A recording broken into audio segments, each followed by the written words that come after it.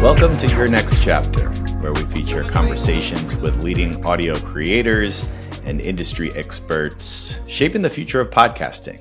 I'm Jeremiah Tittle. People call me JT. I'm the CEO of Next Chapter Podcasts and your host for insightful conversations that delve into the creative processes, challenges, innovations driving the world of audio storytelling today. Our guest for this episode is Lindsay Graham, the CEO of Airship, the podcast production company behind many hit history podcasts like Wondery's History Daily and American History Tellers. He is also the founder of Thrum, a music library created specifically for podcasters. Lindsay, welcome to the show. Yeah, thank you so much for having me. That's so great to have you on the show. Before we started, we were recalling many moons ago, before I started Next Chapter Podcast, when we had met at a Wondery happy hour in Hollywood, and just was very impressed by all the work that you had done up until that point. When did you launch Airship? Airship, I think, was formed in 2017. Really, just a vehicle to contain all my podcast stuff. Mm-hmm. Yeah, because it must have been right around that time, or maybe just before that time, perhaps when we first met. But in passing in Chicago at Podcast Movement Evolutions, the next one we'll have to carve out some time to hang out. But I'm glad we have you now, and I get to ask you more pressing questions, the tough gotcha questions. Just kidding, we won't go there. But I'm ready for it. Talk to me about let's go to your journey into podcasting. Now, how did you find your way to creating podcasts? What came before the podcast for you? Well, yeah, my way into podcasting is falling down some stairs, really, just stumbling in the dark. Yeah, I have no real business being in this industry because prior to podcasting, I guess 2017, 18, I worked in marketing for most of my life. Interesting. And so I was in that capacity at an insurance company that I got fired from, and that turned out to be a one of these inflection moments in my life. And I said to my wife, I've always been, interested in audio. You can, see the guitars behind me on the wall. Music is something that's been with me and part of me for a long time. I guess my ideal job would be to be a record producer, right? If I had anything to pick from. But so when I was suddenly unemployed, I asked my wife, well, this might be an opportunity to do something in audio, and see if I can't make a go at it. I co-founded what eventually was started out as an audio book company that turned out one podcast. That was an audio drama called Terms. And that was an introduction to Wondery, who at the time, this is 2015, 16, was a fledgling company. And Terms was distributed by them. And because it was an audio drama, a political thriller sort of thing, but advertising, supported, we needed someone to read and write the ads. And I decided I should do it. Because I didn't want the hero or the villain or whatever of the show to it just seemed weird, to have actors acting or not acting, that they really love this mattress or meal kit. Right. So I decided to do it, and that was the best decision I've ever made in my lifetime, because it was Hernan Lopez, CEO and founder of Wondery, who listened to that show, after deciding to distribute it, and really liked the way I wrote and read ads. And so he asked me to do more of that for a show of his called Dirty John, which gained some sort of notoriety and audience. Huge show. And then at the same time, he asked if I wouldn't mind hosting and producing a podcast he was considering creating called American History Tellers. And so that was the start. I didn't really put in a lot of effort there to pursue this opportunity. I didn't know this opportunity existed. It fell in my lap, but I had gone back to the regular 9 to 5 grind after, deciding that my audio venture was over. It wasn't really, that successful. The audiobook company stopped doing audiobooks, in favor of podcasts, but I'd grown disillusioned with it and left. So there was no way I was going to be able to convince my wife a second time that I should quit, my marketing job in pursuit of something in audio. Even if American History Tellers, as it did, became a charting success, right? But I thought maybe if I could sell Wondery a second podcast and have 2 of them, then there might be additional security there. And so I went back to them about 6 or 9 months later and said, I have this idea, called American Scandal. And they liked it, and we started putting it together, and that did really well. And so at that point, I was like, okay, I'm quitting again, and I'm going back to audio. And it's been a wild ride since. I guess so. Were you always into history? Yes, I mean, I was never. I'm not a historian. I was never, even a weekend historian. I was certainly interested in history. One of my first majors in college was in history. I thought maybe I'd be a history teacher, probably because I think my strongest role models were history teachers, throughout high school. But that fell by the wayside, and I maintained a abiding interest in it, but had not been as committed as many other people are, even to the pursuit of history. But it did feel right, when I put on the mantle, and it's like, okay, this is why I was excited back in college about these sort of topics, and the amount of all the ingredients for a very very fulfilling career were just suddenly there. A topic I'm interested in, audio everywhere, storytelling, just all of it sort of was in one place, and I was happy to have found it. Yeah, I remember so distinctly. Was it my sophomore year of college? I had a history professor it was part of core, required courses that you had to take to graduate. But I just had a phenomenal professor. I got an A in it because he just made it so compelling. And I feel like there are history junkies, there's history buffs, there's a lot out there. And then what a difference it makes to have a voice, or the way it's presented, be entertaining or engaging in a way that you feel like this wasn't something that happened a million years ago that didn't matter. It actually impacts today. So I'm just wondering if there was any moment like that for you, whether it doesn't have to be a professor per se, but when you've had history delivered to you in a way that feels alive. I think that was exactly the reason I had the same experience you did, probably maybe a little earlier. In high school, I can remember 2 or 3 history teachers that really made this this subject something fresh, a living, and they were performative, and they made you feel that that this battle was important, that it was not just exciting but had consequences. That there were things changing in the world in this moment.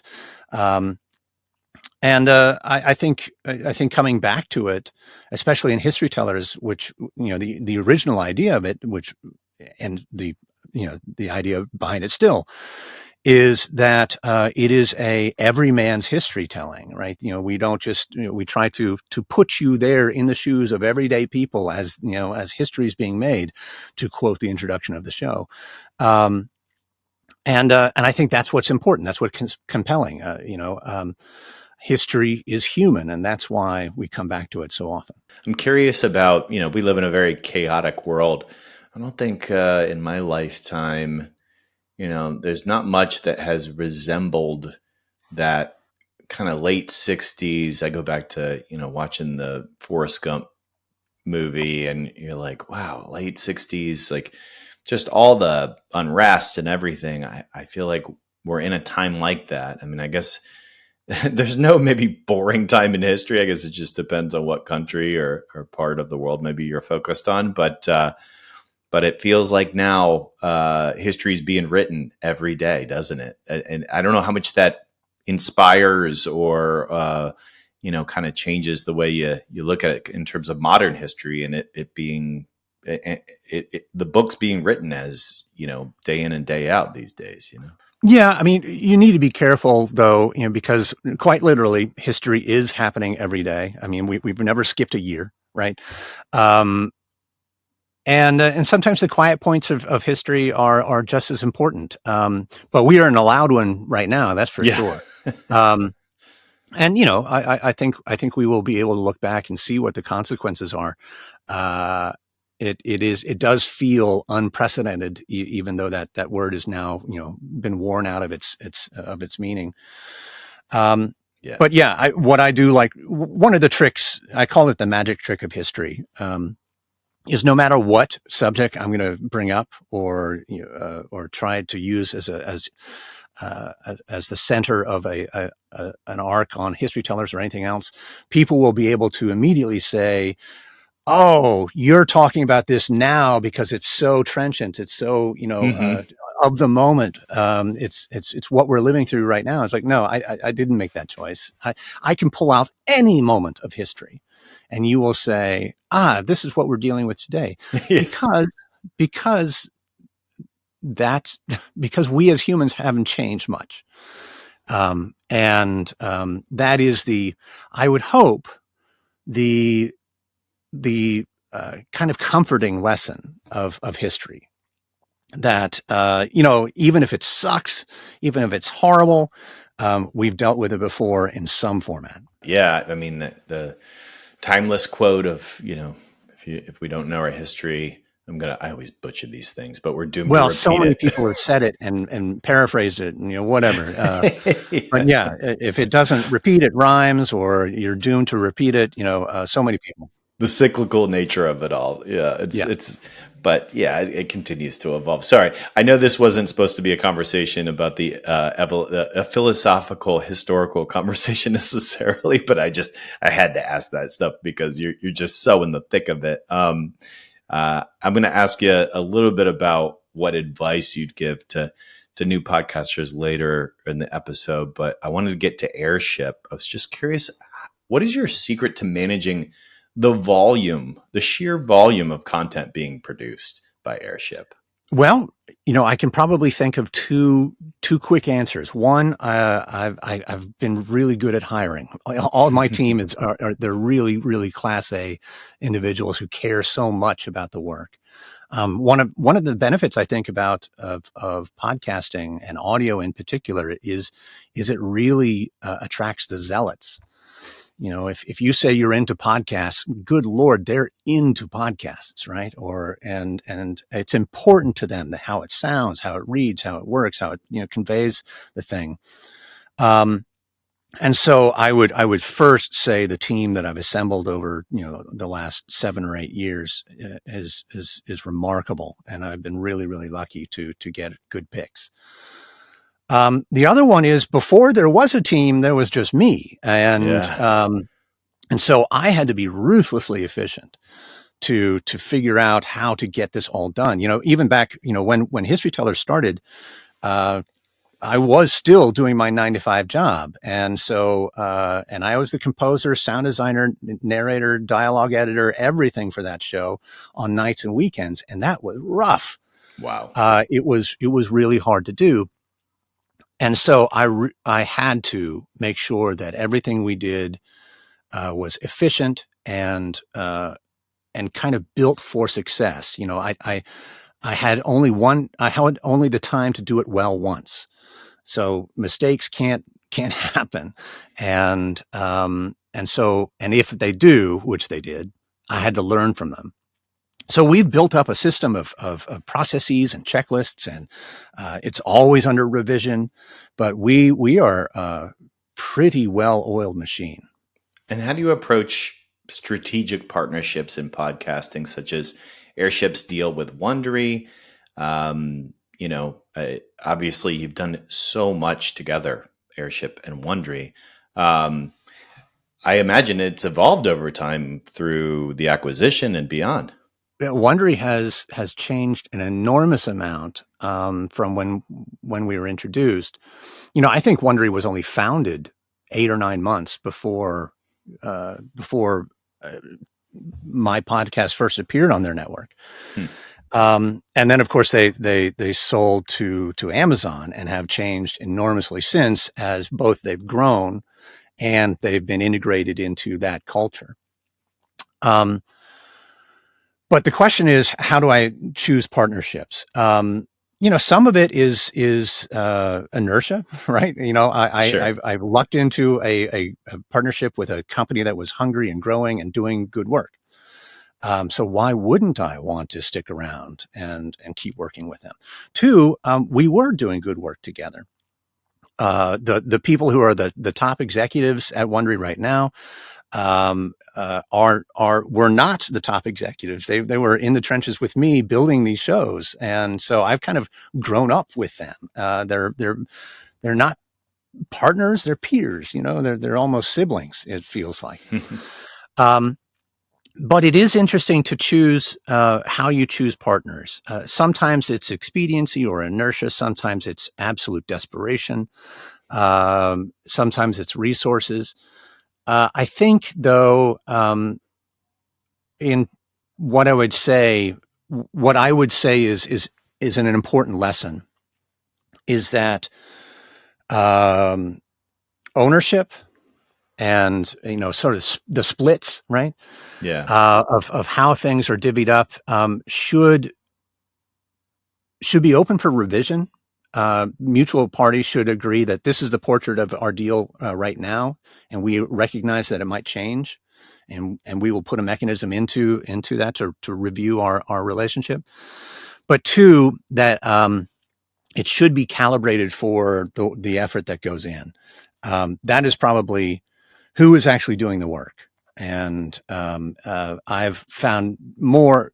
I've increasingly come to realize that ideas are the fun part and the most worthless part. It's really the work I love that actually gets anything done. So I think you should calibrate your relationship to where the work gets done. I think that's really wise. I've seen that take place in reality as well. Just renegotiation based on, wait, who's really making this ship run? Like, it's great to have an idea and walk away. I love idea people, but the execution is very valuable. So follow up question on history. Are you interested in working on shows outside of history? Does it ever get boring? Do you want to do a million other things, or you're like, look, we're really good at this. Let's make this, all the different iterations of that. Yes, the answer is yes. I think we have a core competency. We certainly know what we're doing in terms of storytelling within the historical compounds, like nonfiction storytelling. But there are there are close concentric circles to that we could try to move into. Way back when I was trying to conceive of a longer term strategy for Airship, I didn't want to constrain myself to the history space, but imagine that there was instead a larger curiosity space, and that could include all sorts of topics: science and technology, health and wellness. We could get pretty far away from the American Civil War in these topics. I think some of the but that core competency and that mission needs to be the same, and what I've discovered is this sort of horizontal integration, or trying to expand for the sake of expansion, will come at a cost, because you will be distracted. And that distraction means that you can't refresh or invigorate the things that you have. You can't grow your garden with that. If you plant a new garden, you will neglect your old one. There's just so much time, so much resources. So right now, at this point in my career, I am not so interested in an enormous amount of expansion. I am really interested in tending the garden I've got, and seeing if that can't grow just as fruitfully as a new plot of land. I will tell you, this comes from experience of launching new shows most recently, and it's harder and harder to make them sustainable. It's true. When History Tellers started back in 2018, that was a different world for podcasts. Oh yeah. And even though that was 7 years ago and seems like a fresh memory, we can't take the same formula and try and expect it to repeat today. So, I mean, I've got some plants, some beautiful, beautiful flowering plants that have deep roots. And so maybe I need to fertilize those as well as think about, tilling some other soil. I love this metaphor. It's great. Specific to the garden you have you explored adapting the IP? I want to say so much more here. Nick Kastner, our executive producer, wrote a simple question. Interviewer 101, just ask the simple question. But I got to think when you're talking about Amazon and how they built their business on selling books, having this juggernaut of a history garden, that there's got to be, some extension of the IP there. And Wondery has done a great job of doing it in many different examples. Not so much in the history space, but certainly in the more salacious true crime pop categories. Yeah. They have leapt to TV a fair number of times. So there are a few impediments to my particular situation. Like, do I own the IP for History Tellers and Scandal and Business Movers? I do not. So, I can't really move those things. For History Daily and a show that I kind of referenced as an independent show that we launched recently, American Criminal, I do own that IP, and I am interested in trying to adapt it. And I have had conversations. I think also, what is the point of that, though? Is my question. The point of it would be, obviously, it would be an additional revenue stream. It would open up new audiences. It would, there's all sorts of other things, very good things. It would be fun too, right? To have one of these things hit the big screen. But I think also there is a question of how much distraction will it be? Or do I just hand this off? Is it a sales transaction, or do I really want to guide in this as a creator? And I don't know the answer to that. I think rightfully any TV film person would not want me on set, because I don't know what I'm doing, right? But yes. So the answer is I pursue every conversation that I will be there for a conversation about IP extension and any sort of derivative exploitation. I'm careful about it, knowing what my place is and what my goals are. And so if it happens in the right circumstances, great. But also I don't want to take my eye off the ball to now mix metaphors here. I don't want to take my eye off the garden. No, I love it. It's I feel like such a wise perspective on something that I've drooled over, to be honest with you. But have you by chance been watching The Studio at all? Yeah. And who wants to be that guy, right? No one wants to be the guy on the set that everybody wants off the set. Yeah, I just been watching our strategic partnerships lead, Alex Schaefer, said it's a must watch. And now that I've seen it, your answer to that question just was the perfect, I think, example for anybody who has a Apple TV subscription. Please watch The Studio. It's not why we're here. We're here to talk about Airship. And the last question I have about Airship before I ask you about Thrum a little bit. Are you interested in a video component for any of your shows? Is that important to you? YouTube, Spotify, TV? Well, sure. I mean, like, if you can't be in podcasting today without someone asking, "What do you think about, video, or should I do Yeah. it?" I mean, you're doing it to me right now. I do it It on is, every episode these days too. it's a daily drumbeat, and there are good Hmm. reasons for it. Um, I think it's, personally, I think it's preposterous that anyone would say, "I watched a podcast the other day." That Yeah. just, like, splits my head in half. But you can't turn on your back on that use of language, because it's true. And, we just went through a political event that may or may not have been influenced by video podcasting. Um, so I think the writing is on the wall here that this is an important part, and certainly YouTube can't has demonstrated its ability to. I mean, it just turned 20 years old recently, and is a platform not to be trifled with. Um, Next question, though: can any of my shows have a video component? Right now, if I doubled the budget uh, and relied almost solely on AI, they could. Hmm. Um, but I can't double the budget, and relying solely on AI would make it a really crappy, viewing experience. Yeah. It's not something I would do, and it would be a complete, absolute gamble for these shows. How much investment do you have to go 3 months, 6 months, 12 months on YouTube with 100% increase in your production budget before you say this did or didn't work? That seems like Right. an extraordinary gamble. I think rather than saying this is an audio, audio only show that needs a video component, I think perhaps you ought to think about hybrid productions from the start. A conversational show is so much more welcoming to a video format.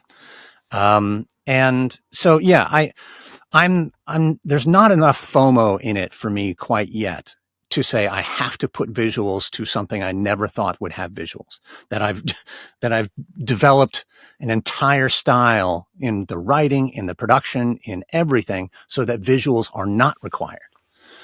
Why would I turn my back on that mission? Yeah. For the sake of something, you're trying to make a bicycle into an airplane, and I love it. I just don't know if that's a lot of hard work to do. Ask the Wright brothers. So great. Well answered. Thrum, why should podcasters source their music from Thrum? Great question. Here's the answer. It is, as far as I know, the only production music library built for podcasters. So I mentioned before that early on, I was wearing every hat when History Tellers first came out, and that included composer. So all the music for my shows, History Tellers, Scandal, Business Movers, History Daily, all of them, I did the music. I composed it. But I was also it was also required of me to be efficient, and composing music is not something you can just do. It's not really well suited to a deadline-driven work if you are also trying to do everything else. It takes time. And so I slowly over the years developed a system to maximize my own efficiency, maximize my utility of the music. And I realized that if I compose everything in the same tempo and everything in the same key, that something I composed 2 years ago will work with, be compatible, harmonically and rhythmically compatible with anything I'm doing today. Great. I can start to recycle and repurpose. I also realized pretty quickly that there are kind of only 4 types of music that I'm looking for all the time. And they follow not some sort of musical genre, but the narrative purpose that I'm trying to match my story. And I thought about it a little bit when putting Thrum together, and it's like, okay, we've got exposition, we've got tension, we've got resolution, and we've got pick up the pace action sort of thing, movement. Yeah. And so Thrum became a resource for us internally at Airship, but but it was designed for everyone to use, that took all the lessons I had learned in composing my own music for my own shows and how to maximize efficiency, compatibility, ease of editing, and beautiful music fit for purpose of telling a story that works for podcasters and documentarians and people who are telling these narratives, long form narratives. If you want 30 seconds under your video or your TikTok, there are 4 billion pieces of music in 20 million libraries that you can get cheap, and it's great stuff, but it's not this stuff.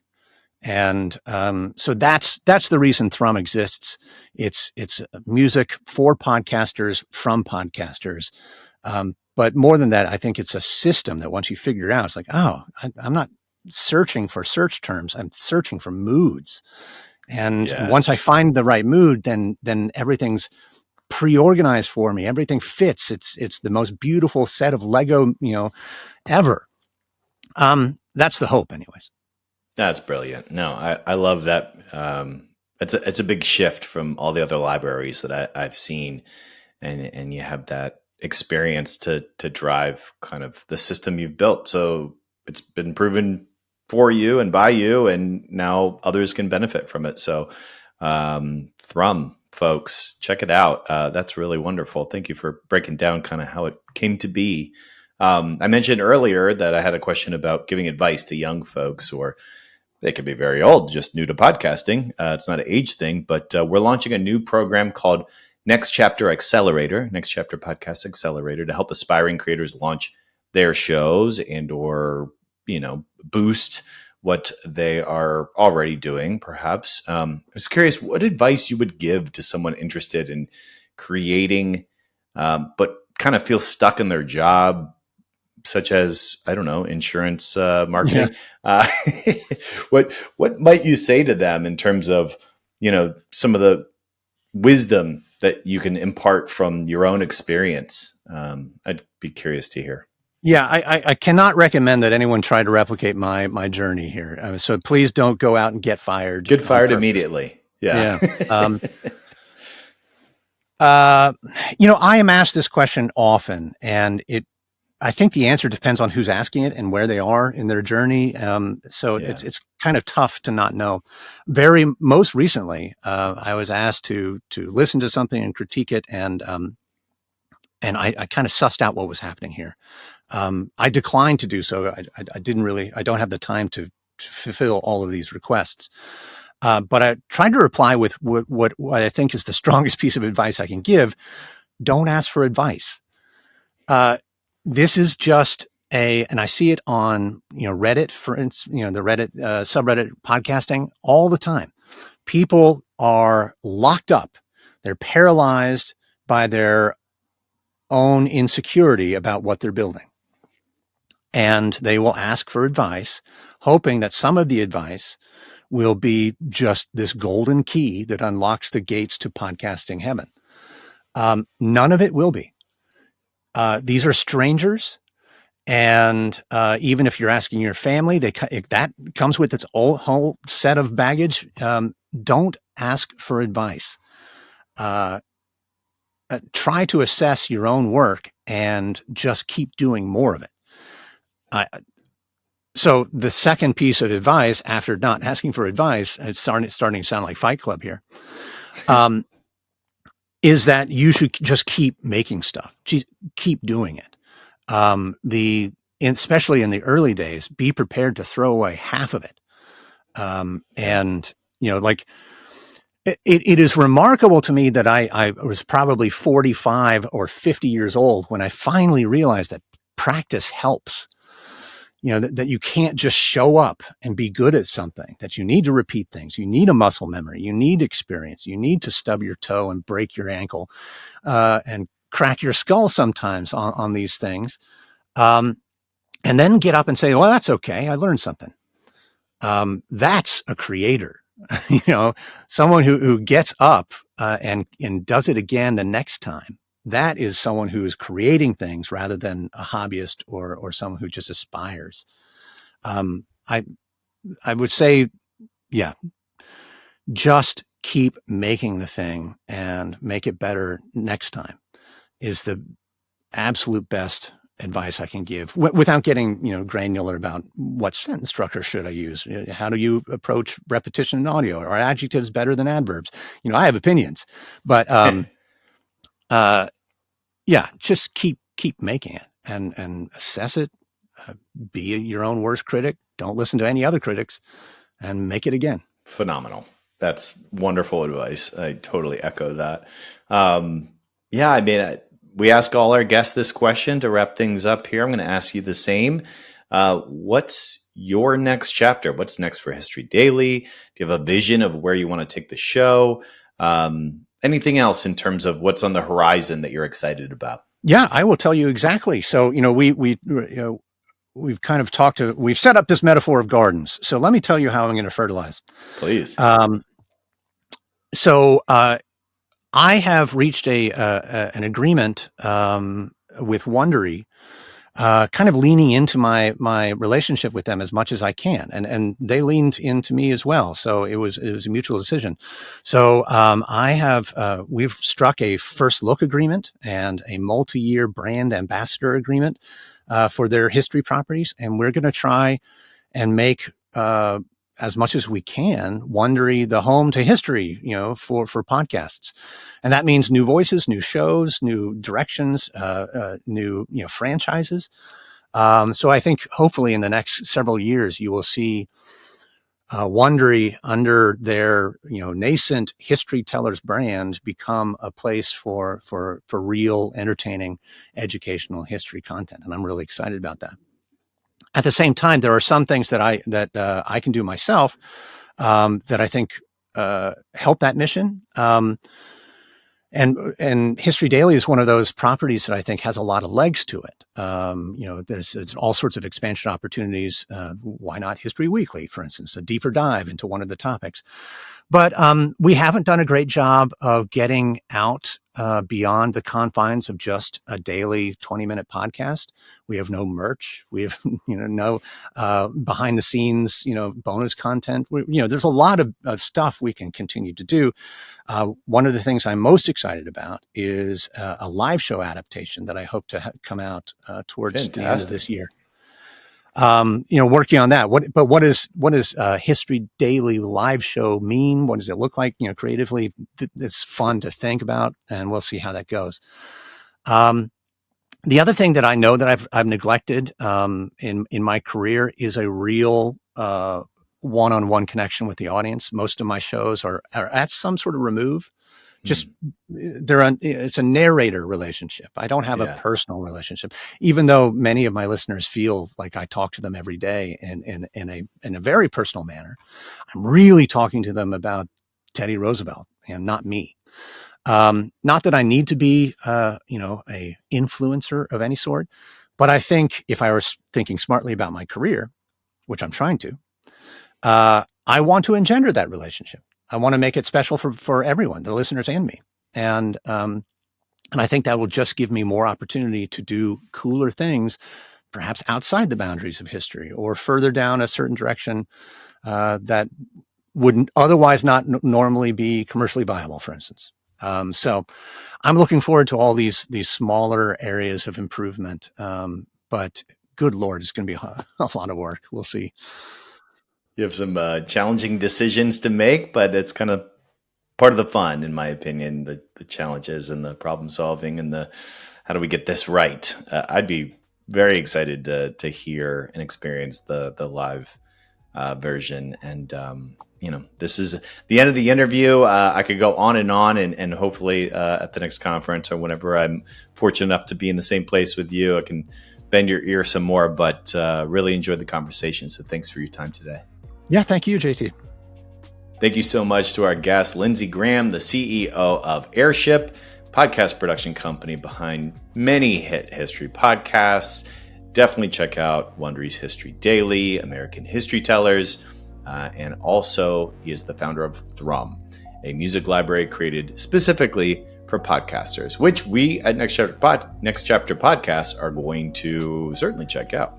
If you're interested in learning more about our Next Chapter Podcast Accelerator program, please go to nextchapterpodcast.com/contact, and we'll be happy to reach out to you and give you more details about it. Thank you for listening to this episode of Your Next Chapter. I'm your host, JT, Jeremiah Tittle. Our executive producer is Nick Kastner. This is edited by Justin Cortese, and we drop episodes bi-weekly. Please follow the show, and thank you so much for listening. Have a great day.